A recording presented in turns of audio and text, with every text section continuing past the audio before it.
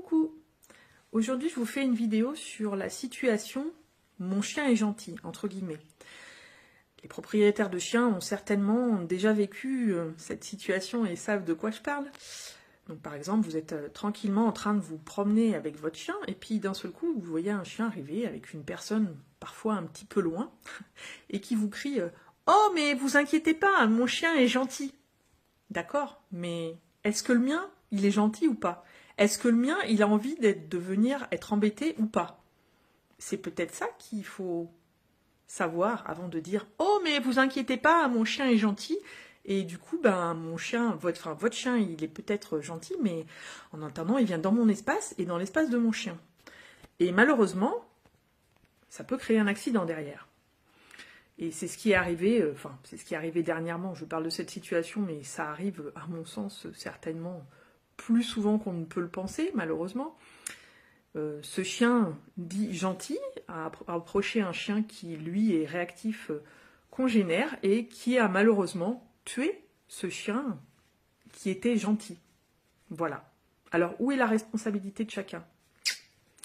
Alors, oui, la dame qui a son chien en laisse et qui est réactif au congénère aurait peut-être pu le museler. Mais peut-être que si l'espace de son chien avait été respecté, peut-être que si cette dame avait été respectée, l'accident n'aurait pas eu lieu. Et du coup, cette dame qui a ce chien gentil est triste, bien entendu, et en colère aussi, bien entendu, que son chien ait été tué. Et je le comprends, mais alors à 2000%. Mais il faut qu'elle prenne malheureusement aussi sa part de responsabilité. Elle n'a pas respecté l'espace du chien.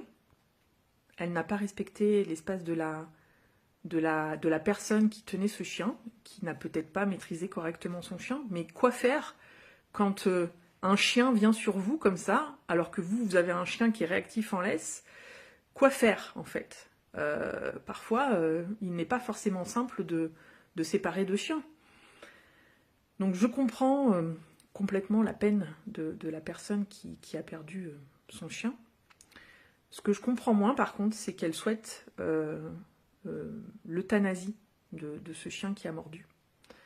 De quel droit on euthanasie un chien dont l'espace n'a pas été respecté? Et cette situation, malheureusement, peut arriver aussi avec un enfant. Voilà. La responsabilité. La responsabilité et le respect de l'espace. Pas facile.